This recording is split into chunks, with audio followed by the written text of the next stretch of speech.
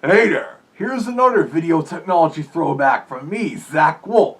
This time I'm talking about an early attempt at a high-definition consumer home video format. HDV. This was developed and launched by JVC in 2003 and then quickly adopted by the other big camcorder manufacturers like Canon and Sony. Of course, it didn't really start to become more available and affordable until around 2005 and 2006, when consumer video editing applications like Apple iMovie, Adobe Premiere Elements, and Pinnacle Studio and such added HDV support. But back in the middle of that decade, high definition was more likely like a premium or novelty feature. To really benefit from HDV footage back then, you had to play it back on an HD TV. And those are still very expensive back then. And this is before streaming came out and such. This was also back when digital movie making was still in its early stages, still recording digital data onto tapes of some sort, similar to analog videos. So the HDV codec was designed to record onto plain old MiniDV tapes like this. And as if that weren't enough, many HDV camcorders, like my Canon Vixia HV40 here, can record in not only HDV, but also in the regular standard definition MiniDV codec as well. So it makes a nice replacement for our typical MiniDV camcorder. And being a pricier high definition model, it comes with more features prosumers can appreciate, like manual focus, white balance, optical image stabilization, and an external microphone jack. Also, in the mid to late 2000s, other high-definition camcorder formats arrived on the scene, such as HD, DVD, or Blu-ray camcorders, and those hard drive and early flash memory camcorders. But those all used the AVCHD codec, which was initially inferior to HDV, and could be difficult to edit back then. HDV was usually far easier to import into a computer for editing, and had much better image quality back then too, though it still required quite a bit of computer horsepower. Back in 2005, to import and edit HDV footage into iMovie HD, you needed a Mac that had at least a 1 GHz G4 processor and probably 1 GB of RAM. But by this time the HV40 camcorder here came out in 2009, the hard drive and flash memory camcorders were really improving, and within a year or two they began to shoot stunning high-definition video that would match or even surpass those HDV camcorders. In fact, the HV40 here was Canon's last MiniDV based camcorder for consumers. And while the HDV quality does look really nice, it really can't compare to the Canon Vixia HV40 flash memory camcorder I shoot most of my vlogs on, like the footage you are watching right now. And it also has the same prosumer features I mentioned, like manual white balance and optical stabilization and an external mic jack. In fact, there aren't a lot of camcorders left on the market for consumers, most likely because nowadays they can shoot video on devices such as smartphones and tablets, like my iPhone SE here. And several still cameras. Even DSLRs have become really good video cameras nowadays. Although nowadays video cameras are now mostly made for professionals and prosumers that like to have finer control over the video, which is why I still use that Canon Vixia HV40 for these vlogs. But enough camcorder history. Time for a demonstration of this Canon Vixia HV40 video camera. Now here is the test footage from this HDV camcorder. I'm shooting it at 1080i because that's the highest quality it usually goes. It's a decent lighting, although it would perform better, of course, in daylight or another brightly lit area like this. It's a problem many consumer camcorders had with low light situations. Oh, and if you can hear the soft whir of the tape mechanism, That's a common problem many MiniDV camcorders have, which is why getting one with an external microphone jack would be a wise investment, like with this particular model, because then you can just hook it up to the camcorder and get much higher quality sound. But for this, I'm recording it with the camcorder's microphone just to show it off. Yeah, it's got the stuff like the white balance selection I chose to daylight, kind of like on the Canon HF600 I usually use. Yeah, it's good. It's a nice day today, because then I really get to show off how well the camcorder can handle outside footage too. Well, I guess that's enough of shooting this footage. And now we're back to the good old H.264 format on my Canon Vixia R600 for this vlog. Amazing how video cameras have come a long way, isn't it? Just like in the 80s and 90s when VHS, Betamax, and Video 8 were competing, during the 2000s and early 2010s there were several different competing digital home movie formats and recording mediums. And nowadays the only one left is flash memory, either from an internal memory module or from using SD cards. Other formats like MiniDV tapes, mini DVDs and Blu-rays, and internal hard drive camcorders have since become obsolete. Plus, this Canon HV40 here, it has a fairly awkward shape to hold, especially with this thing protruding, as manufacturers were looking to make smaller camcorders at the time, and flash memory camcorder especially made that possible. Again, we've come a long way for those gigantic full-size VHS camcorders you had to rest on your shoulder to operate. I should know. We have one at the electronics recycling and reselling company I work at.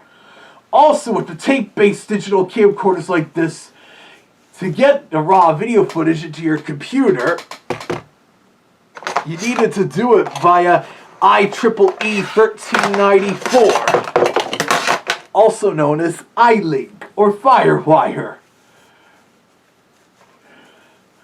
And for some odd reason, most DV camcorders did not include a FireWire cable in the box. You had to purchase one separately. Although in many cases, a cable may be included with a PCI FireWire card for a tower desktop computer, and the early FireWire-enabled Macs in the late 90s and early 2000s, like the Power Mac G4 and the iMac DV, also came bundled with such a cable. Because Apple always liked to tote how Macs are great to edit video on, and most Macs made in the 2000s would have at least one FireWire port, partly for the video factor, and partly because of how Apple co-developed the technology. Today there aren't any computers on the market with FireWire ports, as it's now considered an outdated technology. On Windows PCs, with the tower desktops, you could still install a PCI FireWire card in the back, like this. And like I said, it may come with a cable, or even video editing software for it. And all the new Macs made since 2012, except for that short, super thin MacBook that was 12 inches, have at least one Thunderbolt port, as Thunderbolt had effectively replaced FireWire, using identical technologies but operating at far faster speeds. And Apple came out with a FireWire to Thunderbolt adapter as part of this, especially when they came out with the first Retina MacBook Pros.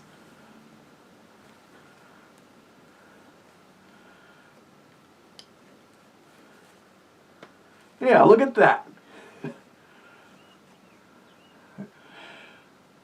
But to use it on the current Macs that have Thunderbolt 3 ports, that kind of use the same port style as USB-C, you would daisy chain this to Apple's Thunderbolt 3 to 2 adapter.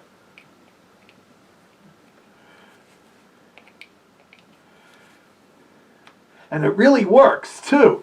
This is how I was able to import the video footage from my camcorder onto the M1 MacBook Air that I edited this video on. But not a lot of Windows PCs have Thunderbolt 3 ports. And in addition to lightning fast data transfer, Thunderbolt can also output video to an external display and whatnot. So not only has Thunderbolt effectively replaced FireWire On the Macs, it's also replaced many of those video out standards like MiniDisplay and DVI, with the appropriate adapters available, of course. And when importing the HDV footage into the computer, just like standard definition MiniDV or older analog videotapes, you have to essentially capture it in real time. So you pretty much have to watch the footage as you capture it, whether you want to or not. And you may have to do some rewinding or fast forwarding as well. Is there any wonder why the newer flash memory video recorders make the import process so much faster and easier, and also less CPU intensive? Plus, nowadays, not all video editing applications come with a DV capture utility. Adobe Premiere Elements and DaVinci Resolve do not, and neither does the Mac version of Cyberlink Power Director. But iMovie and Final Cut Pro and Adobe Premiere Pro all still do, along with many other popular Windows video editing programs. And on the Mac, you can even capture DV and HD footage using the Mac OS QuickTime Player. My Canon HV40 worked pretty well with the old iMovie from 2006 and Final Cut Express from 2007, even if the latter had a very simple capture method compared to regular DV. But those are older versions of programs I barely use, except for an occasional little throwback. But for some strange reason, on the Mac version of Adobe Premiere Pro, I can capture HDV footage, but I can't capture regular standard definition DV footage. It's a problem the Mac version of Premiere has had for a while now, yet the Windows version of Premiere still lets you capture standard definition DV footage. Also, HDV would come in two different flavors, 720p and 1080i. The P is for progressive scan, and the I is for interlacing, which works in the way a traditional TV does in the NTSC standard. 30 frames a second may be translated to 60 fields, each containing some form of 2 consecutive frames. And this is why sometimes in such video captures you may see the 2 frames together with one looking translucent or horizontal lines. Progressive scan is more like film, with a full individual frame. And this is typically how computer displays work, and so you don't get the aforementioned lines or transparency thing I mentioned. On this Canon HV40, being an NTSC camcorder, the 720p footage is the usual 29.97 frames per second, and 80i is in 60 fields per second, resulting in movement almost as smooth as when you shoot 720 or 1080p video in 60 frames per second, like you're watching now. Shot on my Canon Vixia HV40 I, or some videos I may shoot on my iPhone. It helps that several newer video editing software versions will also automatically de-interlace the 1080i HDV footage among being captured, at the cost of reducing the frame count to 30 frames per second. And this particular model also comes with a 24 frame per second mode, for if you want a true film-like look to the movements. Here's the 24 frame per second footage I've been shooting. It does add a little bit of a cinematic flair, as I said. Plus, in the video editing program, you can add one of those fancy cinematic filters, like the ones the current iMovie and Final Cut Pro versions may have, or some certain third-party plugins or others, like New Blue Film looks. And some of these camcorders do come on with such filters already included electronically, but I like to shoot clean instead of using one of those filters or some of those goofy built-in digital video effects. But that'll be for another vlog subject in the future where I demonstrate those stupid effects for you. Yeah. And this does look nice, but my Canon Vixia HV40 will probably handle it better with its own 24 frame per second mode. Now I'd better get on more a little bit about that. Of course, to benefit from that, you need a video editing program that supports 24 frames per second video. And traditionally, it's only found in professional applications, as it was originally designed for when a finished video file would be printed onto 35mm film or something. And if not that, several video hobbyists and prosumers like to have a film-like appearance in their finished project, so that it looks more like a big budget film production, while 60 frame per second footage like this looks more like news or sports coverage, or a soap opera, or a videotape sitcom from the 80s or 90s or something like that. It also helps that many video editing programs, including even some consumer apps like iMovie 10, can mix and match different video formats all within the same timeline. But just to be safe, I'm editing this project on Final Cut Pro on the MacBook Air. And as I pointed out, HDV footage could also work on certain older computers, like this PowerBook G4 from 2005.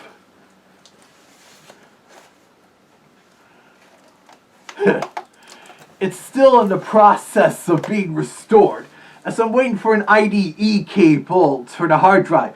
But there are advantages to working as a computer technician for an electronics recycling and reselling company. They don't want to resell the older PowerPC Macs like these, so they let me have this to tinker with. But that's for another vlog. Also, the HDV codec uses an MPEG-2 compressed stream, compared to standard def MiniDV being uncompressed footage that's either imported into a video editing program as AVI files on Windows or as DV or MOV files on Macs. Just like with DV, HDV footage is roughly around 5 minutes per gigabyte due to the compression, which isn't too bad because raw uncompressed HD footage will be way bigger. And the H.264 files are recorded on my Canon Vixia HV40 in this format, 1080p at 60 frames per second, takes up around the same amount of space as well. But of course, this Canon HV40 is not going to become my main camcorder, but since I'm kind of into home video history, it'll be nice to have, maybe as a backup camcorder, along with having another means of playing back my old MiniDV tapes, including if I want to recapture them on a computer in some way. And this model even has analog to digital pass-through, so I can hook up a VCR to this and import tapes directly to Final Cut Pro or QuickTime Player or whatever. Well, it doesn't work with commercially produced VHS tapes like the Disney ones, due to them actually having copy protection. Yes, copy protection existed on video cassettes back in the 80s. But, if need be, I can use my Sony DCR TRV460 digital 8 camcorder or that, like I did on my YouTube poop the foul-mouthed genie a couple years ago, using my copy of Disney's Aladdin on VHS. Yep, I'm all the exact same copy I used for that poop. Plus, I hope you all like this little bit of history on high-definition home videos. And it's also neat, because of how since YouTube added high-definition support in 2009, I can upload videos like this vlog in HD as well. And I guess that's it for now, so keep watching this YouTube channel to see what videos I upload next, regardless if they're in high definition or not.